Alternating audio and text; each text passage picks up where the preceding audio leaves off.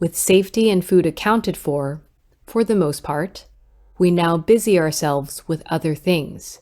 We worry about promotions and learning to play an instrument and being environmentally friendly. Again, this was not what people worried about in the past. With food and safety being their primary concerns, the brains of primitive humans began accommodating these needs. Their brains learned to be extra aware of the numerous dangers that posed a threat to their lives, and their negative appreciation of said dangers is what kept them alive. Although most of these dangers are no longer as prevalent in the contemporary age, that negative thought mechanism has managed to persist, being handed down from generation to generation, like getting an inheritance that is more of a burden than a gift. At least that is how we perceive it now, right? But what if we started seeing it as a gift once again?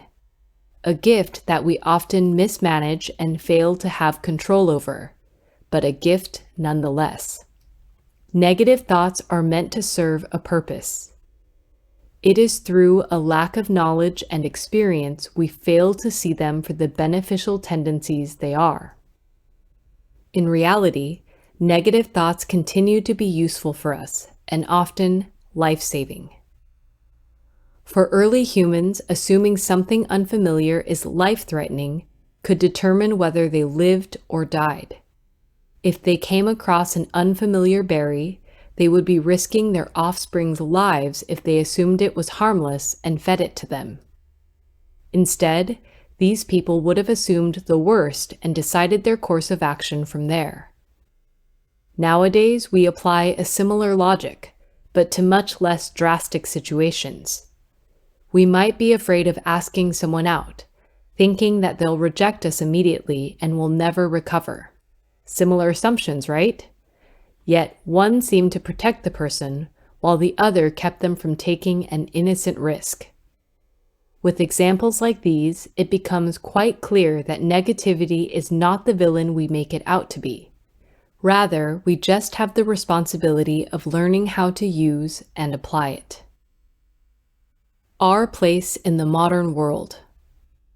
There seems to have been more than one pandemic in recent history.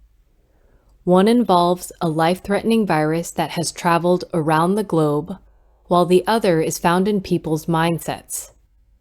One can argue that living in the Paleolithic era of humanity, hunting and scavenging for food is the worst life imaginable. This is probably true for most people who enjoy sleeping in a nice bed, taking hot showers, and exchanging currency for prepared foods and other ingredients. However, in a lot of ways, one might romanticize the simplicity of the past. Not necessarily the dawn of humanity, but let's say a few hundred years back. Nowadays, we seem to be faced with a new type of technology every few months, falling behind on trends and never having time to do everything we want. The world has been far from perfect, with the present included. Modern society has its fair share of wonderful additions, while in turn making other aspects of our lives pay for them. In my everyday life, I come across so many people who are lost. They don't know why they are doing what they're doing, or even whether they want to be doing it at all. As many as 44% of undergraduate students don't know what they want to be doing after they graduate from university. Concrete 2022.